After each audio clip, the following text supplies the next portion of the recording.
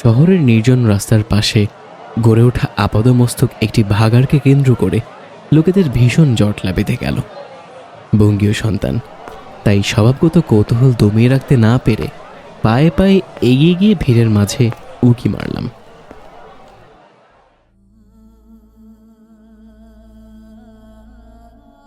মনে হচ্ছে এ দৃশ্য দেখবার চেয়ে না দেখাই বরং ভালো ছিল। এক সদ্যজাত মানব শিশুকে যার হাত পায়ে জড়িয়ে ধরে দুধ পান করাচ্ছে এক মা কুকুর। যেন এ দৃশ্য পৃথিবীর সমস্ত লৌকিকতা ও সভ্যতার ঠাটবাটকে এক লহমায় হতোদ্যম করে দিতে পারে। দিলও বোধ হয়।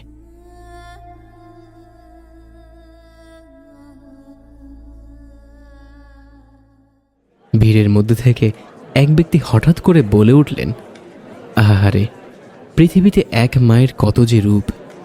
কয়দিন আগেই কুকুরটার চারটা ছানাপোনা গাড়ির নিচে চাপা পড়ল, স্পট ডেথ যাকে বলে। সন্তান শোকে বোধহয় পাগলই হয়ে গেছে কুকুরটা। কোনটা যে মানব ছানা আর কোনটা যে কুকুর, সে বিচার বিবেচনায় বোধ করি ও আর বসতে চাইছে না। কেমন করে দুধ খাওয়াচ্ছে দেখেছেন?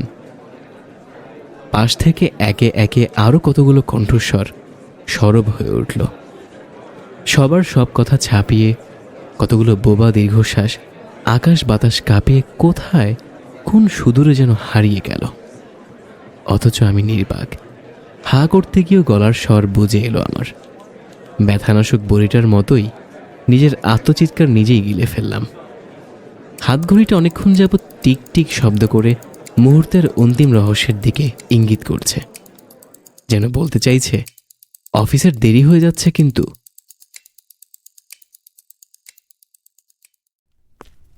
গলি ছেড়ে রাস্তায় নেমে পড়লাম। মাথার উপর সূর্যটা ভীষণ চটেছে, পিঠ ভিজে চুপচুপ। অথচ ফেব্রুয়ারি শহরে তো এত উত্তাপ ছড়াবার কথা নয়। বাসের জন্য দাঁড়িয়ে আছি। এখানেও ভীষণ চাপাচাপি। ভিড় ঠেলে বাসে উঠতে দেখি ফুটফুটে দুটো উঠতি বয়সী ছেলে মেয়ে হাত ধরাধরি করে পাশাপাশি বসে আছে। মেয়েটির খোপায় গোজা জবা ফুল, পরনে নীল রঙের হাওয়াই শাড়ি। ছেলেটির গায়ে শুভ্র মখমল পাঞ্জাবি, কপালের অগ্রভাগ ঘামে ভিজে আছে। পাশাপাশি দুজনকে দেখলে মনে হয় বসন্তের কোকিল যুগল যেন। আমাকে দেখা মাত্র ছেলেটা ফিক করে হেসে ফেলল। মেয়েটা মুখ লুকোলো স্বভাব লজ্জায়। টের পেলাম আমার ঠোঁটের কোণে হাসির একটা সূক্ষ্ম ঢেউ উঠেই বেদনার স্ফীত জলে বিলীন হয়ে গেল।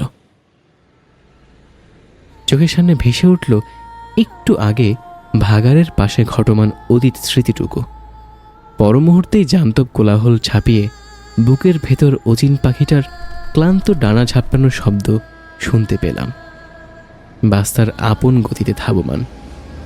বেদনার গাঢ় নীল অতীতকে পেছনে ফেলে মুহূর্ত চলছে অনিশ্চিত এক ভবিষ্যৎ পানে। যেন সবই ছায়া আর মায়ার খেলা এই পৃথিবীতে।